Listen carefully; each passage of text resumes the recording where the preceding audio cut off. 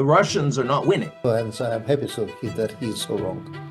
He's underestimating their enemy. Nuclear weapons, that is the sole remaining superpower that Russia has. He represents a country which is waging war against Russia. Don't interfere with your adversaries when they're making mistakes. Europe, as it used to be, should be stopped. If you honestly believe autocracies are more resilient, or are you just rationalizing the superiority of the system that you happen to live on? We shall help the United States to become a normal power by inflicting one more defeat in Ukraine. When I was a kid, I had nightmares for months after watching The Day After in high school because of the idea of the Americans and the Soviets getting involved in a nuclear war, which is still very possible today. Never in history democracy survived in times of great tension. Was the invasion of Iraq by the US and its allies in 2003 a violation of international law? And how about Russia's special military operation in 2022? Look at this. Look at the agreement we're getting on. This is well done. This is well done. Good evening, everybody, and greetings from Seoul, Republic of Korea. My name is Vuk Yeremich. I'm a professor at Sciences Po Paris School of International Affairs and editor-in-chief of Horizons, the Journal of International Relations and Sustainable Development, an independent foreign policy journal based and published in Belgrade, Serbia. This is the place where East meets the West, where North meets the South, where all opinions are allowed, where debate is welcome. And this is why I'm particularly pleased to be the moderator of an interesting debate tonight. The debate on the future of the global order and the current global conflicts. The debate between two truly prominent global public intellectuals, one from the United States and the other from the Russian Federation. There haven't been too many discussions, actually none to my knowledge, in the last couple of years since the beginning of the February 2022 invasion of Ukraine, the way that America views it, and or special military operation, the way that Russia views the onset of this conflict. Today, we're going to be discussing how it started, why it started, what is going to be the end of this conflict, and in general, what is the future of the global order. Today's participants in the discussion do not have too much in common, except for the fact that both are top class intellectuals and both are writers in the Horizons magazine, actually several times, which make us very proud as an international publication. The first participant in the debate is Ian Bremmer, a renowned American political scientist, president and founder of Eurasia Group, the world leading geopolitical risk advisory firm, as well as of GZERO Media, a company providing intelligent and engaging coverage of international affairs. Ian also serves as a rapporteur on the UN high-level advisory body on artificial intelligence, and is also the foreign affairs columnist and editor-in-large for Time magazine.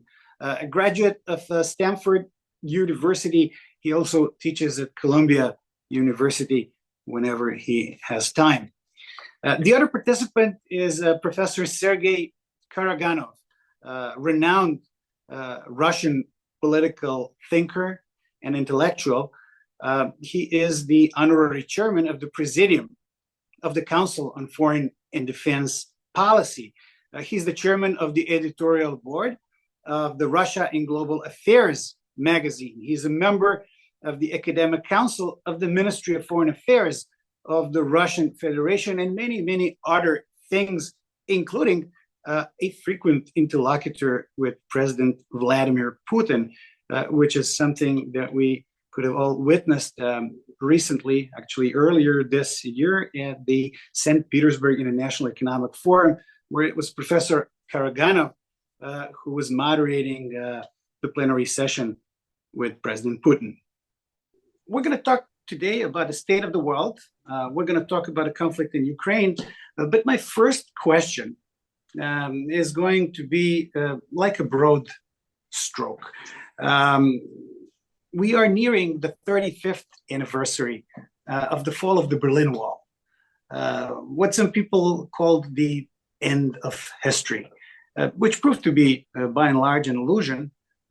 There was no end of history back in 1989, but there was a beginning of an era that a lot of people defined as a unipolar order dominated and led by the United States of America, quite decisively so. Now, this no longer seems to be the case. We can no longer talk about a very clear leadership in this world. Mr. Bremmer famously coined the GZERO term for describing the leaderless world. Some people call it the geopolitical recession of our times. My first question that goes to Mr. Bremmer and then to Professor Karaganov: what is, in your opinion, the current state of the global order? And if you believe it is in crisis, how does crisis come about? Ian, the floor is yours. Thank you for organizing this, Vuk. I'm looking forward to it with you and Sergey.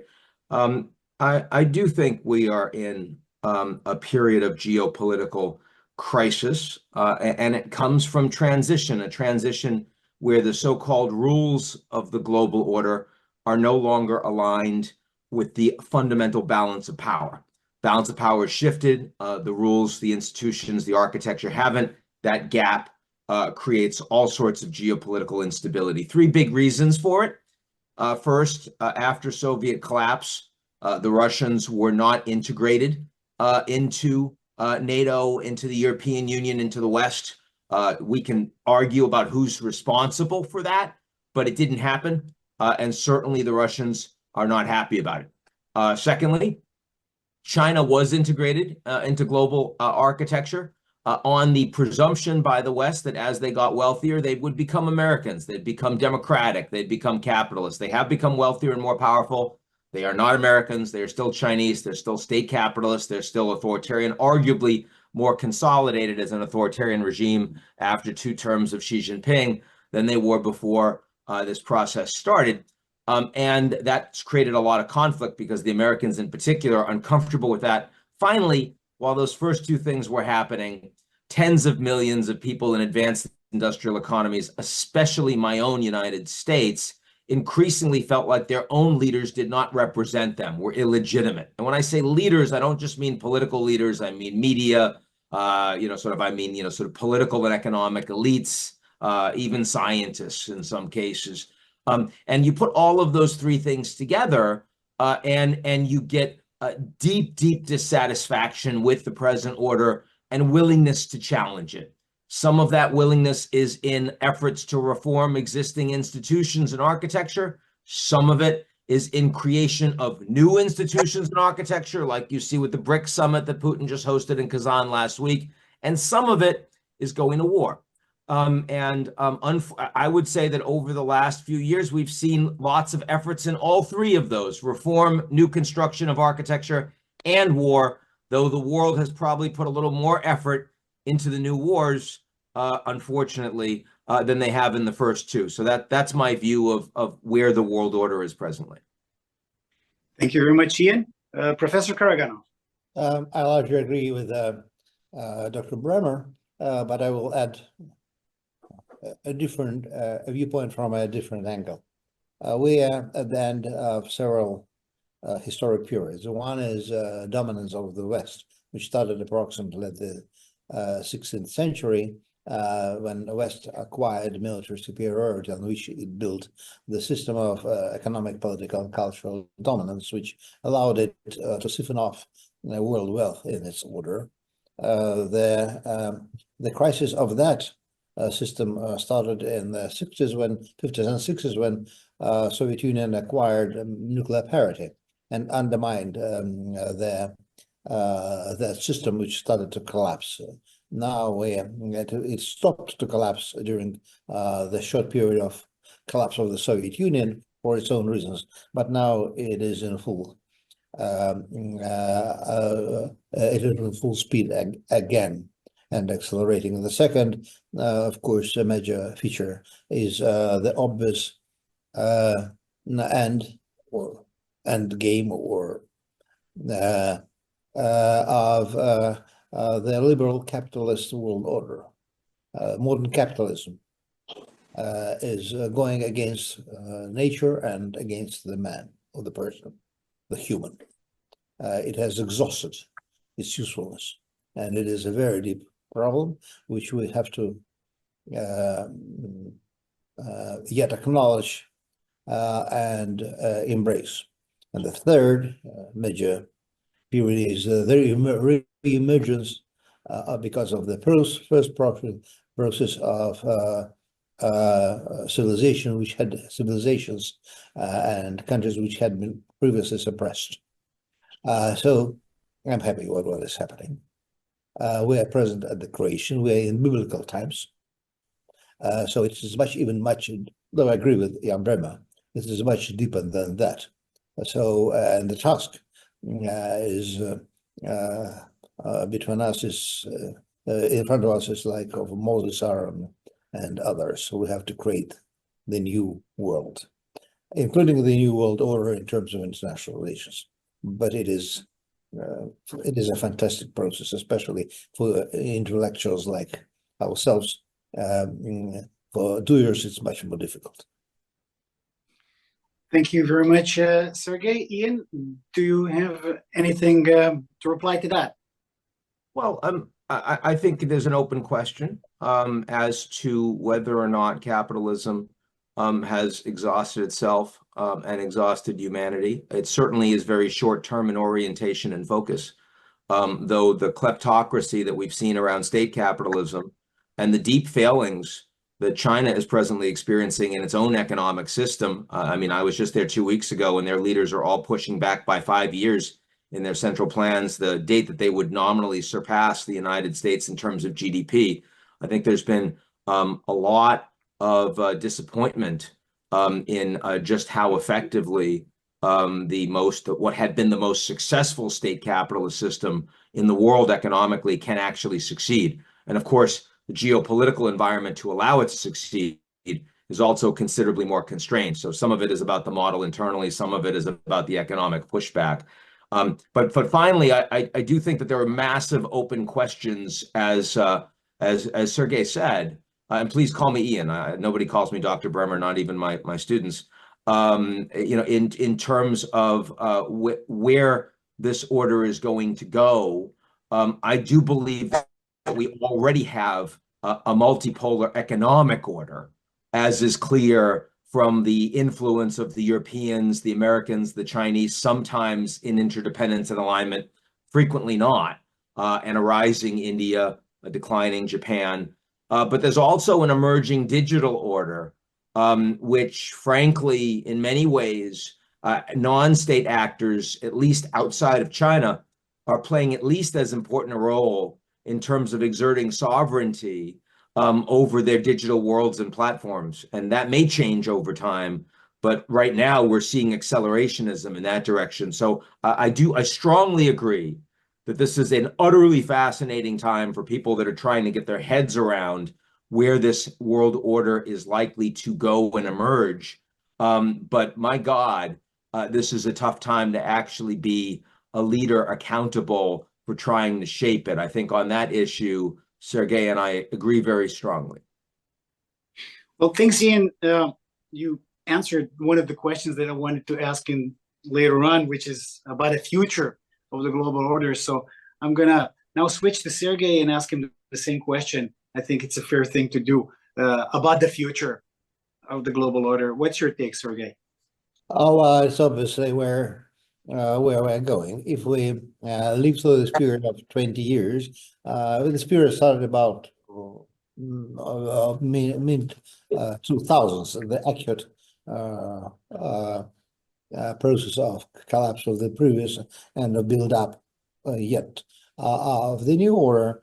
It will continue for about 15, 20 years. And if we live through this period without a world war, nuclear war, which we hope to avoid one way or another, and then we'll have a world which would be a multiplicity of cultures, multiplicity of political orders, multiplicity of economic orders, and the world order which I envisage in 20 years, if we survive, would be like cuisine in New York or in Moscow.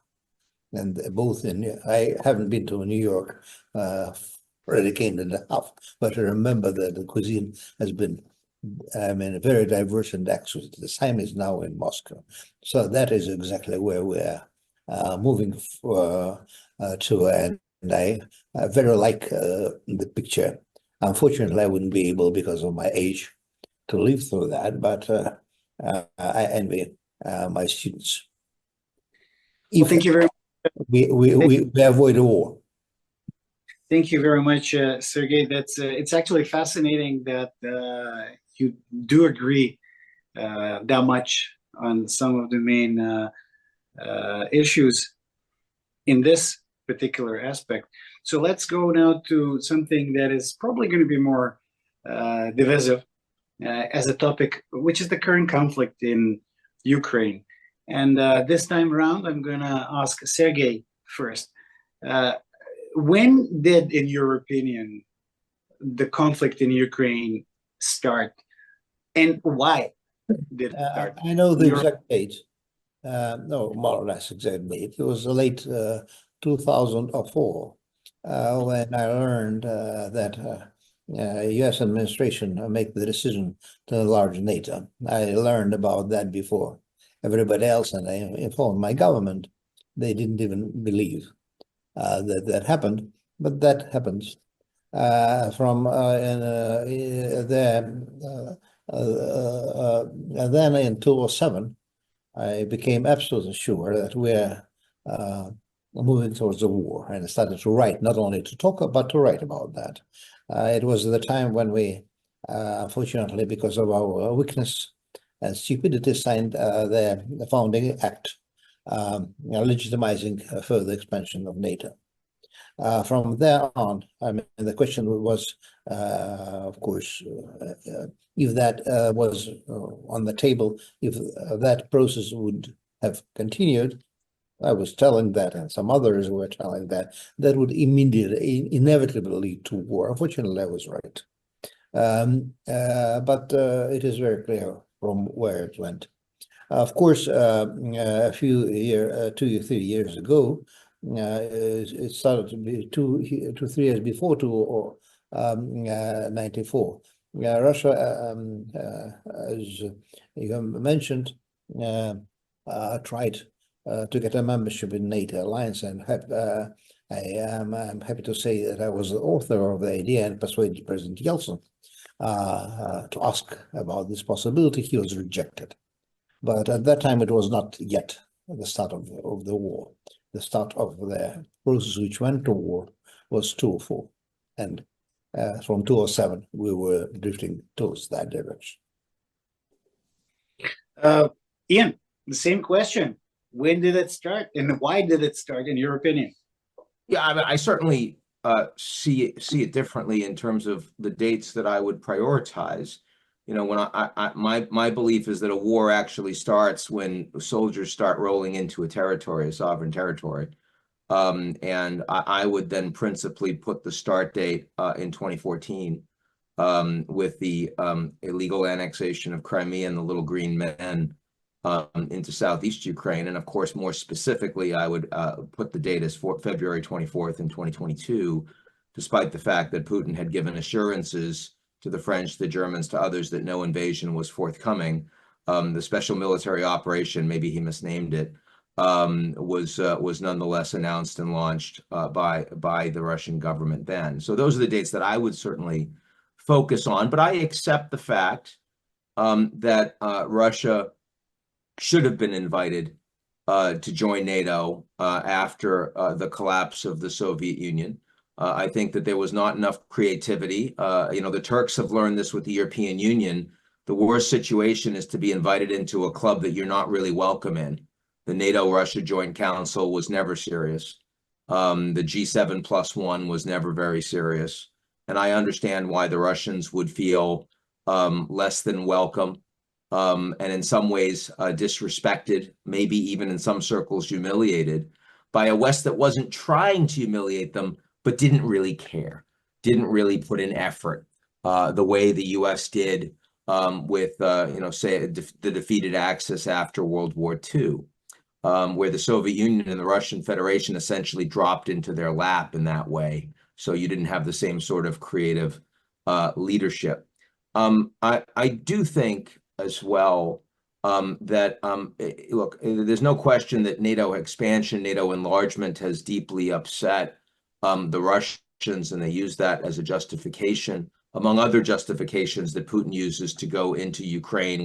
We've seen back in 2022 a rationalization for annexing territory by Putin by comparing the Ukraine invasion to Peter the Great's territorial conquests in the Great Northern War, arguing that the emperor had retaken historic Russian lands rather than gaining new land for Russia. And even in 2021, the article about the commonality of Russians and Ukrainians, kind of an ideological justification for a war of conquest. But NATO, of course, is not about the decisions just of the United States. Ultimately, to join NATO, the people of the country have to want to join NATO. We just saw that with Finland and Sweden, for example. For a long time, they didn't want to, and therefore they weren't going to get in. And then they suddenly did. The idea that individual countries should be able to make sovereign decisions about their national security seems like a pretty basic concept of a stable international order to me, but obviously not one that's been accepted by the Kremlin. That zero-sumness, I think, has also facilitated a significant amount of instability and eventual invasion of Ukraine. Thank you, Ian. Now I'm gonna ask the same question. But before that, I'm I gonna add one note. We are to be blamed for this period. We were stupid and naive at the beginning, and also I was absolutely flabbergasted in the 90s. I thought that when the generous offer of Russia was refused, that actually our Western friends were going to do a coup de grace. So I advised my compatriots to smile at the Council on Foreign Defense Policy.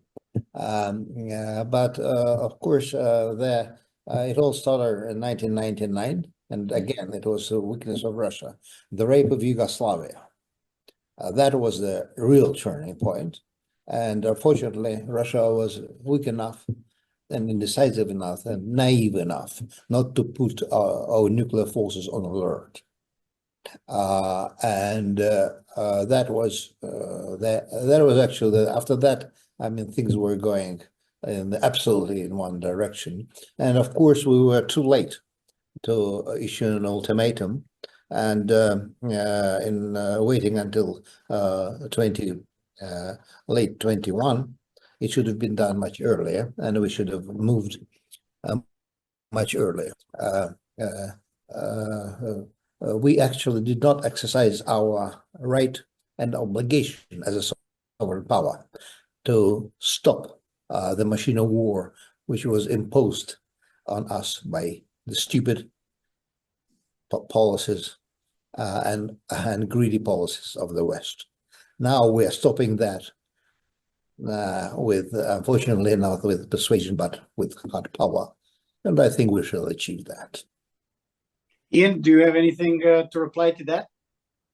I don't know what's going to be achieved. I mean, we're not, in the course of 5 or 10 minutes, we're not going to agree with each other about why the war in Ukraine is happening and who's responsible for it. But I think it's easier to talk about what the implications have been. Of course, the Ukrainians are suffering the most here, and that's, usually the case in war, like we see with the Palestinians in Gaza. But the Russians are not winning. They are occupying some Ukrainian territory, about 20% at this point, and I don't see a way to remove them militarily. So I think it is likely that Ukraine, in some form de facto, will end up partitioned. I'm not happy about that. That's just my analytic view. But it comes at the cost of hundreds of billions of Russian assets that are frozen and increasingly functionally seized.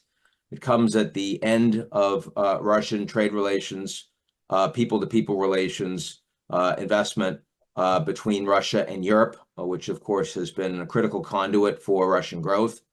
It comes at the expansion of NATO, which again would not have happened to Sweden and Finland, which has a long shared border with Russia. I mean, these are all long-term structural negatives. It comes at the expense, not just the massive human consequences for the Ukrainians and the Russians fighting in the war, but all of the capable young Russian men who have fled the country to avoid the war, going to places like Georgia and Armenia and other ones, and helping their economies as opposed to helping the Russian economy. So, I mean, almost 3 years in, again, the Ukrainians are the big losers here. There's no question. But secondarily, I would argue that this has been a massive mistake by the Russian president, who had reasons to believe that the West wouldn't care in 2022, the way they largely didn't care after 2014, and including reasons from the meeting that he had in Switzerland with Biden a few months before. But I think in retrospect, it'll be seen as a massive mistake. And I think other countries that are thinking about, is it a good idea to invade the sovereign territory of a neighbor, hopefully will take some lessons that will help stabilize the global order, as opposed to the lessons that we've learned, over the past 10, 20 years at the hands of, say, Russia and Georgia, or at the hands of the West in Yugoslavia. I think that there have been, or Iraq, I think there have been some very negative lessons that a lot of large powers have been giving to the international order since the collapse of the Soviet Union. I'm hoping that Ukraine and the Western response marks a turning point. So I'm going to push back on this myself as a moderator. Ian, you're talking about the toll that Russia is paying and will be paying long term. But do you think that the sanctions that were imposed by the West, do you think that they have achieved the intended result, or it's now, with the benefit of hindsight, that more was expected from the sanctions?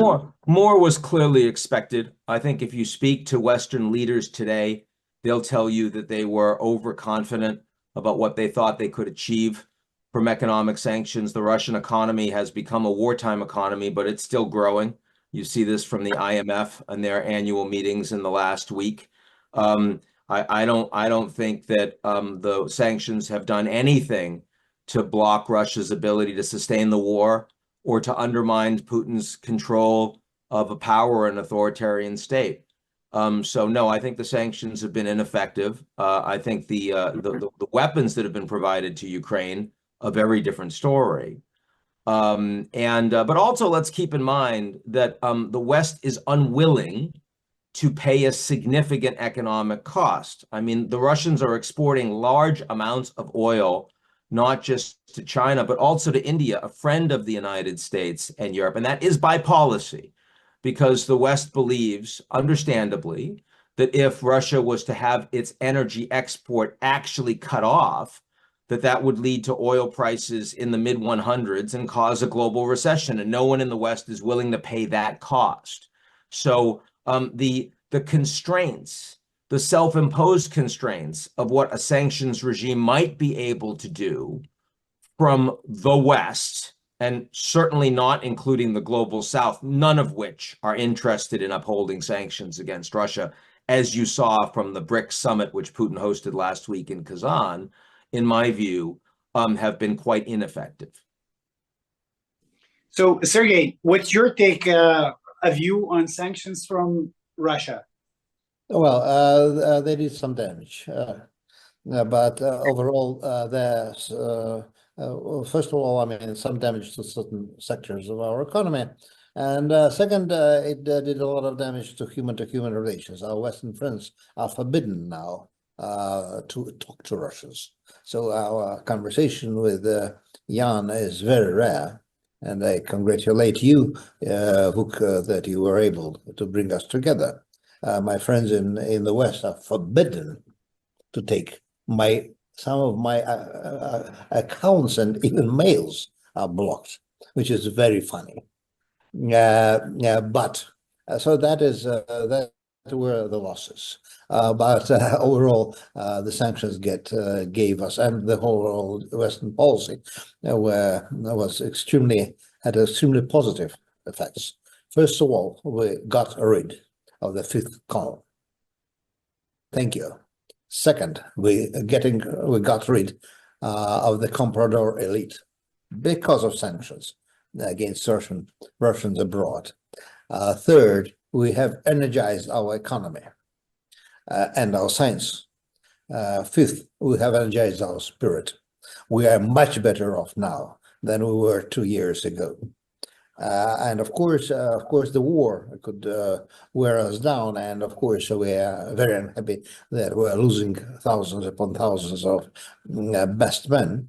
But so far, this war has had a very positive effects on Russia and its standing in the world and within the country.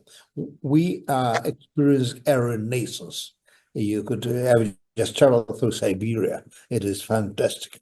It is, I mean, many small towns, not all of course, are flourishing, and the big towns are flourishing especially well.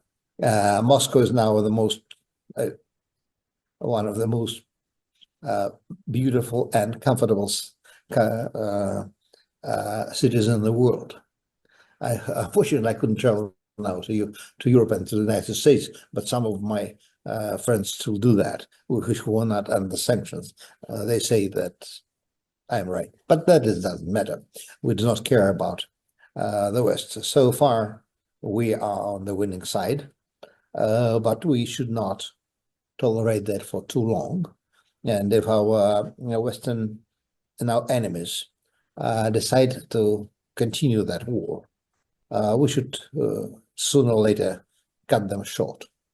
And of course, Ukraine would have to, this Ukrainian regime would have to capitulate and be completely disarmed. And if our Western neighbors would continue to support them, well, that would bring a lot of disasters to our Western allies. We have written off Europe, by the way, thanks God. We also finished the 300 years journey of Europe. We had to do that a century ago, before exporting, or a bit more than a century, before that importing Marxism, etc. But now we have finished our journey. We're returning back to where we belong, to Eurasia, but taking along, of course, European culture. So we are in a better positions than ever in my history. So let me push back on this before I give a chance to Ian for a rebuttal. So what you're trying to say is that this is a decisive decoupling of Russia from the West that is, in your opinion, more decisive and more historical than the Bolshevik Revolution was at the beginning of the 20th century. Is that what you're trying to say? It is deeper. I mean, at that time it was politically partial and politically harsher, but now it's deeper. And also, I'm happy to say that when I started the eastern turn of Russia in the late 2000s with my colleagues, we had 56% of our trade with Europe. Nobody believed what would happen in 15 years before the war with Western Ukraine. In 15 years, we achieved a diminishing of the role of the share of Europe in our trade to 30%. And while our trade with the other world, especially Asia, grew, and our trade with Asia is much more profitable than with Europe, because we do not import brands. We import extremely well done goods. So Ian, Sergey talks about capitulation of Ukrainian regime, dismantling of Ukrainian regime. Do you see this happening? Do you see this happening, especially maybe in the context of what's happening in the United States, the big political election and the possible change of guard in Washington? Again, the Ukrainians can lose land, and they are losing land, but the capitulation of the Ukrainian nation is something that I do not see, not after the thousands and thousands of deaths, the war crimes that have been committed and documented. This is something that I think will stick with the Ukrainians for generations. And of course, this comes on the back of the historic famine under Stalin's times that Robert Conquest documented and others, with millions of Ukrainians killed. So there's a long history. And there is a history that I think implies capitulation is not on the agenda. Now, you're right and by the way, I mean, I'm not in a position to talk about how Moscow feels right now because, I've been sanctioned by the Russian regime. I assume because they were running out of people that were high profile to sanction. Not because of anything in particular. Yeah, if you want to come, I mean, I will take you off the sanction list. No. Look, I'd love to be off. I'd love to be off the sanction list, but I mean, look at this, Vuk. Look what you're accomplishing just with your good offices here. So, but in any case, I do think that it does not reflect the strength of a regime when you are not allowed to speak your mind openly about that regime and about its war as a citizen of that country. And I think that I'm not suggesting that Russia is about to fall apart. I think Putin actually has a very iron fist over the country and over potential dissent. But I wouldn't feel overconfident about that given what we've seen in other places around the world. But for Ukraine, the idea that the Ukrainians would disarm and that would be essentially become neutral status, given what we've seen over the last couple of years, I think is close to inconceivable. Now, it is possible that in a Trump administration, if he wins, and we'll find out in short order, and he could easily win, it's very close to a coin flip. So, I mean, I don't have any confidence in making a projection there. He wants to end this war. He wants to end it immediately, and he is not planning on coordinating with the Europeans. He's planning on calling Zelensky and calling Putin and saying, here's the deal, take it or leave it, consequences if you don't accept it. And that's going to put Zelensky in a very uncomfortable position. But the Europeans see this as much more existential, as we've seen with the additional tens of billions that they've been willing to put up just in the last couple of weeks. And I think they'll be willing to do a lot more, especially the frontline states like Poland and the Balts and the Nordics, but other countries as well. And that will include a lot of ongoing military support for Ukraine. Now, I don't know when Sergey talks about the consequences that the West will feel. He is in a better position to talk about Putin's thinking than almost anyone you could be talking to right now. So that's an interesting question. But of course, there has been a lot of bluster from the Kremlin about the consequences that other countries will face over the last couple of years. And heretofore, those have largely not borne out, thankfully, from my perspective, but nonetheless in ways that undermine the credulity of those sorts of strategic threats going forward. And that's, of course, something that I'm sure Putin is spending a lot of time thinking about.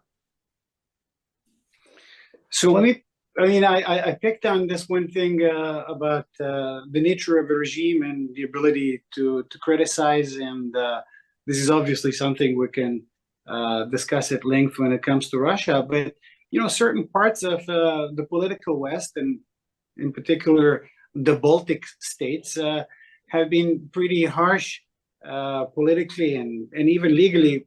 In the last few days, we heard the Estonian Prime Minister advocating actually a law stripping the passport bearers of Russia and Belarus who happen to live in Estonia from their voting rights in local elections, unless they quite clearly say this and that with regard to the Russian invasion of Ukraine. That doesn't come across as openly liberal and democratic to some of the external observers. What do you say to that?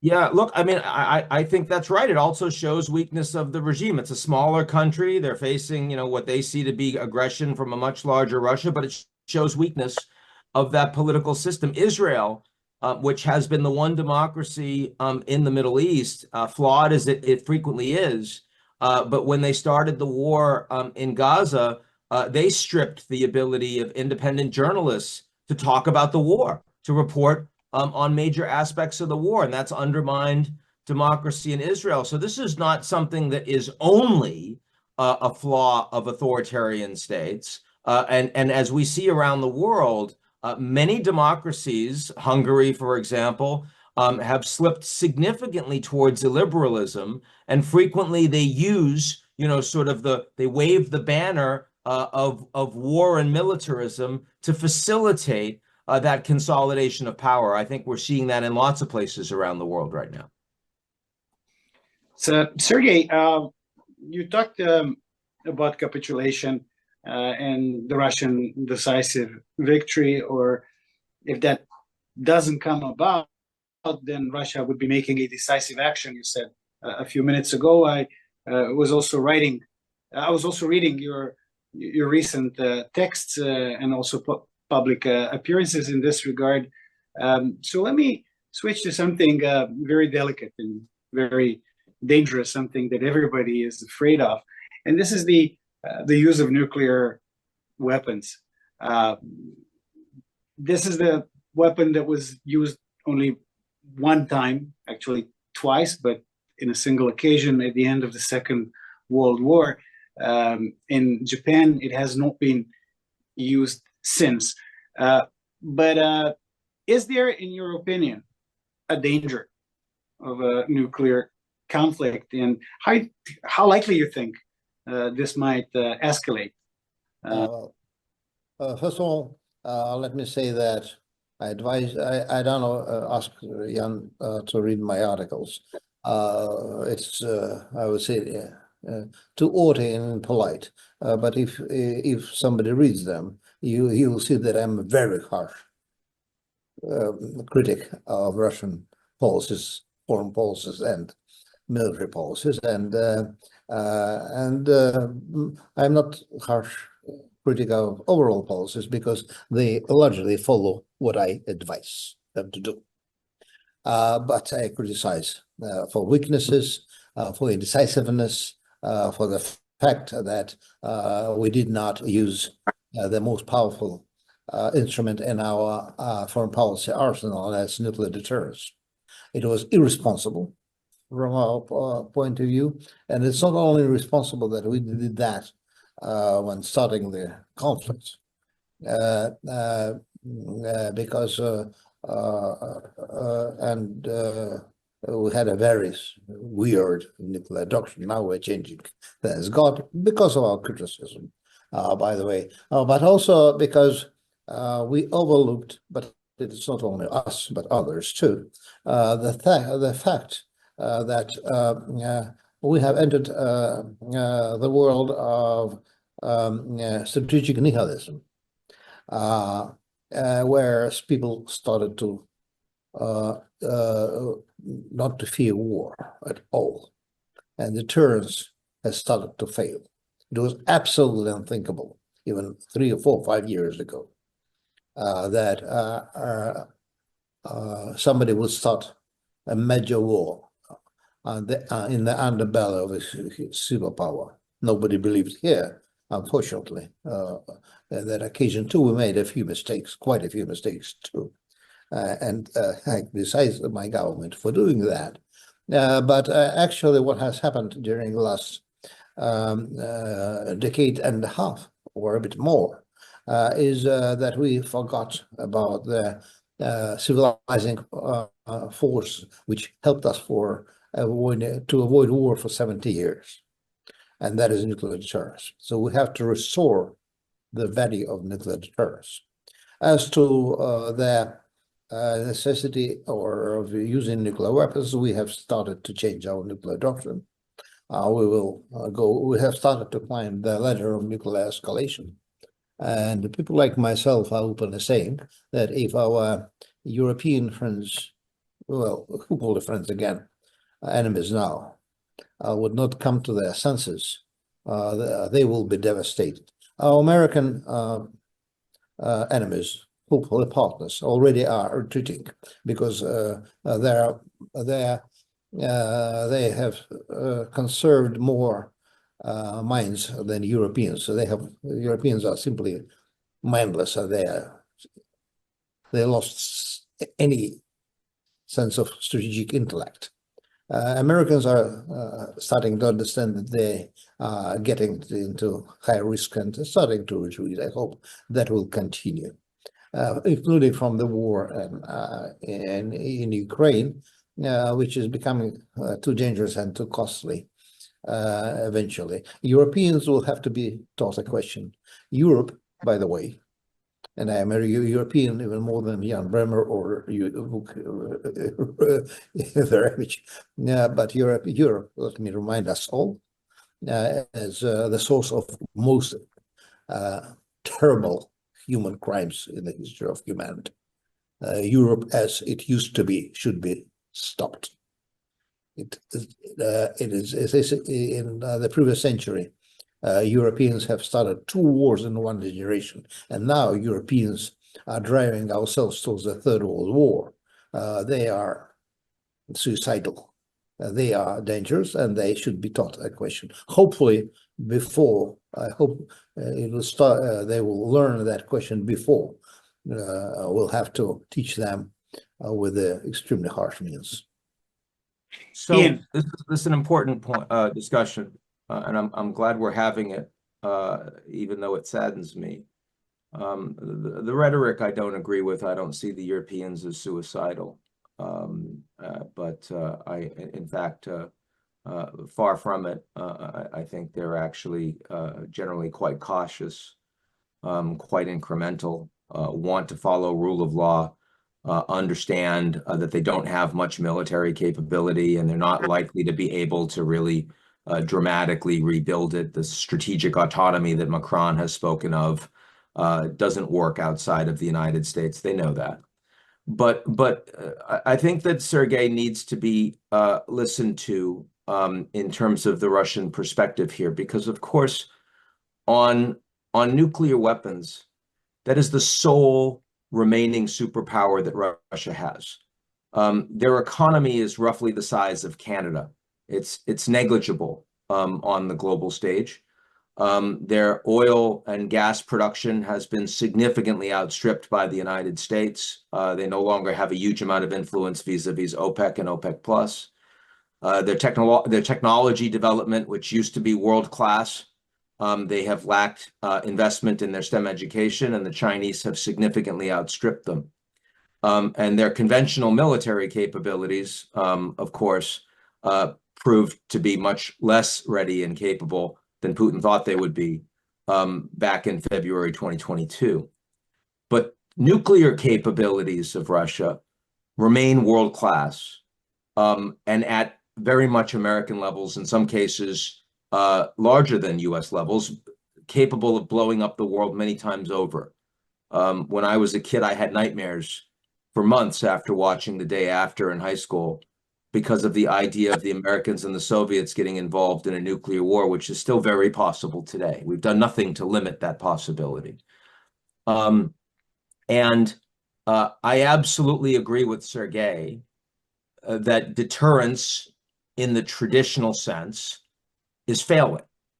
That no one believes that there are serious consequences of getting involved in small, moderate, or even fairly substantial wars involving nuclear powers. And Russia has some fairly significant strategic incentives to do something about that. And that is long-term a dangerous position for the world to be in. And I think that some significant strategic thinking about how to reduce that danger in ways that are sustainable for an evolving global order would be a very smart thing to do. And that the Americans can't do that by themselves. The Americans should do that with the Chinese, who also have an enormous amount at stake in the continuity of the present global order, its interdependence, its stability. And India and Europe and Japan and the rest. This needs to be a broader conversation, not just a NATO conversation, in my view. Well, that's really fascinating, and I would like to end this part of our discussion. Before that, I say I'm very happy with what. Please, Sergey. Yeah, Right with what rebuttal. Jan is saying, because he, despite he's one of the best U.S. intellectuals, he represents a country which is waging war against Russia. So I'm happy that he's so wrong. He's underestimating their enemy.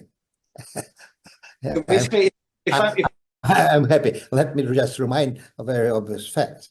That according to international data, we are the fourth economy in the world, which I am amazed, by the way, but in terms of purchasing power. And that's what it means, because what you buy here for $1 is thrice or four times more than you buy in the United States for $1. But in terms of our weaknesses, I'm so happy that even people like Jan Bremmer do not understand the real things. We are still an enigma, and I'm happy with that because that creates strategic ambiguity, which could be used in our favor. Okay, Ian, do you have anything to say to that, or should we move to the next? Look, it's true that in the Soviet times, Americans vastly overstated Soviet economic capabilities, which led to, I think, significant misallocation of resources. Nobody has a crystal ball on this stuff, and Russia has a lot of opacity around the way that their system works and the data. They also have very capable economic leaders at top. But I do think that the decision making that is, look, my view goes back to Sun Tzu. Don't get involved. Don't interfere with your adversaries when they're making mistakes. And that's precisely what Putin did with the invasion in 2022, is that NATO was becoming more divided. It was becoming weaker. People weren't spending much money on it. America was less focused on it, less believing that it really mattered. And Putin did the one thing that would ensure that actually everyone would come together and prioritize NATO and spend an awful lot more money on NATO, and even get the Japanese and the South Koreans to do that. And of course, the North Koreans now getting involved in the war has really ramped that up. Strategically, I think that the miscalculations that Putin has made on the long term in terms of Russia's role in the global stage have been staggering. And especially for someone who has been historically so impressive in being a strategic thinker back in Valdai and the rest, it has surprised me the mistakes that I believe that he has made with his country's trajectory in the long term since the war has started. Well, thank you very much to both of you. And now we're going to switch to the Blitz questions stage. I'm going to be asking both of you a series of questions, same questions to both of you. The order of your reply is going to rotate, but I'm going to ask you to answer only by yes or a no. If you don't want to answer by a yes or a no, then I'd ask you to use a veto, like the United States and Russia can use veto in the Security Council. I don't ask you to explain why you're using veto. I don't ask you to explain why you're saying yes or a no. You just say yes, no, or a veto. As a moderator, I encourage you not to use veto, but I cannot stop you from using veto. It's your right in this discussion, just like it is the right of the US and Russia to use their respective vetoes in the Security Council. So I'm going to start off this round of questions by asking first, Ian, is the war in Ukraine the last hot war that Russia is going to fight in this decade? No. Sergey? Zero. Come 2050, will there still be the Republic of China, Taiwan? Sergey? No. Ian? No. Is the European Union facing an existential crisis? Ian? No. Sergey? Yes. Are Yes. there going to Yes. be... Two times yes. Thank you. Arrival. So I'm going to ask you then, Sergey, next question. Are there going to be new veto-wielding permanent members of the UN Security Council in the next 10 years? Me? Zero. Ian? No. Ian, will there be new members of NATO in the next 10 years? Yes. Sergey? Yes. Sergey, was the invasion of Iraq by the US and its allies in 2003 a violation of international law? Sure. Ian? Yep. And Ian, how about Russia's special military operation in 2022? Of course. Yes. Sergey? Sergey, Look at this. Look at the agreement we're getting on. This is well amazing. done. This is well done. Everything. But now let me ask you this question. I'm really interested in hearing the answer. I'm going to ask Sergey first. Do you consider India to be a trusted ally of your country? Of course. Yes. Ian? No. Wow. Now, Ian, are sanctions an effective tool of diplomacy? Sometimes. Sorry. I can't yes or no that. No. I guess that's going to be a veto then. You're Fine. vetoing the Veto. No. veto. Sergey? No. No. 10. And I'm going to asking Sergey first. Is there going to be an independent state of Palestine in your lifetime? Zero. No. Veto. Ian? Yes. Yes. 12. Ian, do you trust Recep Tayyip Erdogan? No. Sergey, What do I trust? What? do you trust Mr. Erdogan? Yes. Sergey, come 2050, will China be overall the most powerful country in the world? It will be by 2035. Ian? No. Ian, is Iran going to be a nuclear power in the next 10 years? Yes. Yes. Sergey, do you consider North Korea to be a dangerous international actor? No. Ian? Yes. Ian, the favorite to win the US presidential elections on November 5. Yes. Sergey? Yes. Yes. Sergey, would you advise the government of your country to take your interlocutor in this debate off their sanctions list? Of course. Ian, same question. Sure. I'm not on their sanctions list, by the way. Americans were wise enough not to put So them it's an easier on the question sanctions for me. list, but There you they're go. on my sanctions list since Advise him to keep them off the sanctions. 2013. I There you mean, I'm not going. Sanctions advising. So it's better that both of you are off the sanctions list. And then the very last question in this Blitz round, and it goes to Ian first. Is Novak Djokovic the best tennis player of all time? No. Of course. Okay. Of Yes. Thank you very much. It was a fascinating round of Blitz questions. And now we're getting to the very last stage of this discussion, in which I am going to give you actually the chance to ask each other one question, each with the right of a very short rebuttal. So we started off this discussion with Ian. So this time we're going to start off with Sergey. Sergey, please ask your question to Ian. Ian, do you believe that in 15 years, the United States will become a great naval power, normal great power, instead of being a messianic empire? I don't know.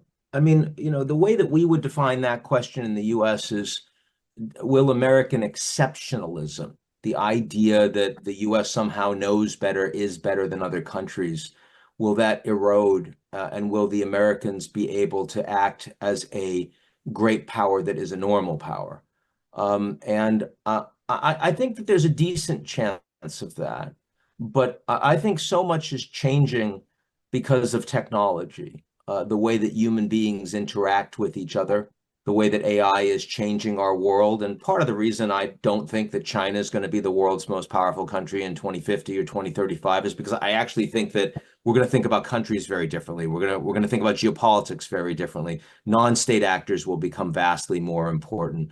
So I think that we will be able to close this chapter of great power rivalry and war fighting in short order. Whether we do that through World War III or through creating some form of global governance, those are interesting questions. But where we are right now isn't sustainable until 2050, in my view. So in that regard, one way or the other, the United States is going to change. I don't know if getting from here to there is cataclysmic. That's my answer. Sergey, do you have a rebuttal to that? Well, from my point of view, the answer was yes. United States will become a normal power. That's great. And I'm happy with that. We shall help United States to become a normal power by inflicting one more defeat in Ukraine, so that it will help United States to be great again. I think the idea that the Americans the idea that the Americans care enough about Ukraine that would be seen as no. I mean, I'm saying about many self-imposed self-imposed defeats we should have suffered. I mean, now another one. You need that. I mean, just to become a normal power. I mean, I know that from my experience of being a member of the elite of the Messianic Soviet Union. You have to be inflicted by several defeats before you become a normal great power, which we are becoming now. No, absolutely. The Russians have been helped in that. I agree. Okay, so my question to Sergey. So the last question is Ian's question to Sergey. Okay, I want to ask you about autocracies and democracies, because I see that you've argued in the past, and I'm going to quote you, under circumstances of great tension, democracies always wither away or become autocratic. And I see history very differently. I see decentralized liberal democracies that have built-in mechanisms to adapt that are most likely to survive periods of disruption and upheaval, despite how weak they look initially. And while autocracies look very robust because they can suppress dissent, they ultimately break down violently because they don't adjust their social, their economic, their political institutions to changing circumstances. So I wonder, and this is kind of unfair, but I wonder if you honestly believe autocracies are more resilient, or are you just rationalizing the superiority of the system that you happen to live under? No. I do not believe that autocracies are necessarily more resilient. but I also believe in lessons of history. Never in history, I'm saying never in history, democracy survived in times of great tension. And I could give you a list, a very long list. The only country which could survive this kind of world tensions is the United States of America, because it's an island with great resources, and also because United States couldn't be anything else but a democracy, obviously. But I could be absolutely sure that most of European countries will now go back to whatever neo-fascist regimes, neo-fascist left or right. I mean, they are moving in that direction, but also it's history. Let me remind us all that, I mean, the Greek republics turned to what they turned. Then, of course, the Roman Republic turned the empire. The northern republics of Italy turned into monarchies. Novgorod and Pskov in Russia, I mean, collapsed. We all remember, of course, what happened to French democracy. It became an empire under Napoleon. We remembered what happened with the Russian democracy of 1917. It became Bolshevik dictatorship.